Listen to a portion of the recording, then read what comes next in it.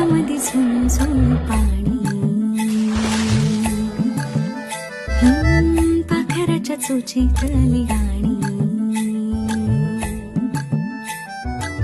शेतामध्ये राबणारा लेक काळ्या मातीचा, रांगडा तो मर्द माझा भाळाच्या छातीचा. वेडा पिसा छंद असा लागला तुझ्यात जी